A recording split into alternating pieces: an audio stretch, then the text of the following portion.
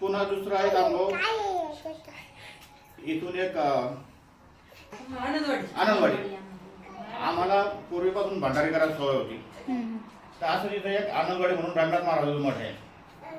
मी आणि माझे 7-8 मित्रमंडळांनी एक भंडारा केला. भंडारा कसा एक बिट्ट्या पार्टी सारखा एक 15 किलो घेऊन गेलो ना, बिट्ट्या पार्टी करायची. मग तितक्यात बाबा आले तिथं, बाबाची गाडी वगैरे सगळे. बाबा आता जेवून जातो मी. तर बाबाने नाही म्हणे, जेवायला नाही म्हणे, हे सगळे जेवते म्हणे दगडूबा वगैरे, पण मी थांबतो मी तुमचं सगळं बोलतो. तर ते आम्ही 15-20 किलोमध्ये जवळपास रस्त्याने येणारे जाणारे 200-400 लोक जेवले. इतकं म्हणजे तितकं अन्न पुरलं ते. म्हणजे आम्ही अपेक्षा बी नव्हती केली की इतके लोक जेवतील म्हणून. आणि बाबा सुद्धा आले, उभं राहिले. बाबा गाडीतून आले, ते स्वयंपाकाजवळ उभे राहिले. तुमचे जितके पाहुणे जितके बोला म्हणे, सगळ्या रस्त्याने जाणारे लोक बोला म्हणे, जेव घाला म्हणे सगळ्याला. तर आम्ही खरोखर त्या गिरोळीच्या रस्त्यावर उभं राहिलो. येणारा जाणार सगळ्या जेव घातला. जवळपास 500च्या वर लोक जेवले असून 15-20 किलोमध्ये. हा एक पुन्हा माझा आयुष्यातला खूप बाबाचा दुसरा अनुभव मोठा. आणि आजपर्यंत मी जे आहे प्रगती केली की बाबाच्याच भरोशावर केली. बाबाचा आशीर्वाद आहे आम्हाला. माझ्या मुलाचं, मला 3 मुली आणि 1 मुलगा आहे.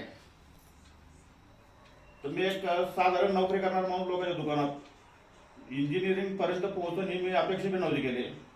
पण 2015ला माझा मुलगा Jalgaon Raja high school, Shivaji high school, Deendayal high school, doctor शिंदेची शाळा जळगाव राजामध्ये फर्स्ट आला 2015मध्ये 12वीमध्ये. त्याची इच्छा होती मला इंजिनिअरिंग करायची.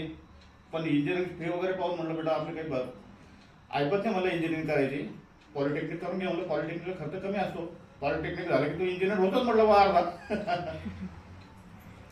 तर मग त्याला मी पॉलिटेक्निकला नंबर लावला. पॉलिटेक्निकला त्याला मेरिट लिस्टमध्ये फर्स्ट नंबर होता. त्याला काही ॲडमिशनची अडचण नाही आली. आणि त्याचं पॉलिटेक्निक झाल्यानंतर त्याला एक अहमदाबादचा जॉब आला 20,000 रुपये महिन्याचा. तर मला माझी इच्छा होती की यानं ते नोकरी करावं. आता आपल्याला हातभार लागेल. पण तुम्हाला म्हणे नाना मला डिग्री करायची म्हणे. मला बेटा डिग्री करायला तर काही आपली फी भरायला ऐकत नाही लागणार ना रे. म्हणून गव्हर्नमेंटला जर नंबर लागला, म्हटलं गव्हर्नमेंटला नंबर लागला तर मग आपण करू. म्हटलं मग खर्च कमी लागेल, तुला राहायचा खर्च लागेल फक्त. गव्हर्नमेंटला हॉस्टेल वगैरे सगळं राहतं म्हटलं. आणि बाबाच्या कृपेनं त्याचा गव्हर्नमेंट कॉलेजला नंबर लागला इंजिनिअरिंगसाठी. आणि त्याचा इंजिनिअरिंग होऊन आला तो पुण्याला टाटा मोटर्सला जॉब करून राहिला. आणि जॉब तर करूनच राहिला, पण आता कंपनी थ्रू पुन्हा एमटेक सुद्धा करू लागला तो. त्याला सुद्धा आयुष्यामध्ये काही भविष्यात काही अडचणी आल्या, कुठं कमी जास्त झालं तर बाबा त्याला स्वप्न जाऊन दृष्टांत देतात, तू असं कर तसं कर. बाबा असाच यायला कुठं किंवा येतात आला चक्करमध्ये. तर त्या दिवशी रात्री बाबा त्या स्वप्नात गेले. तू भिवू नको म्हणे, तुला सगळ्या शक्ती दिलेल्या आहे म्हणे, मी तू कुठे जाय मी तुला अपयश नाही येणार म्हणे. हा एक माझ्या जीवनातला खूप मोठा अनुभव बाबाबद्दलचा.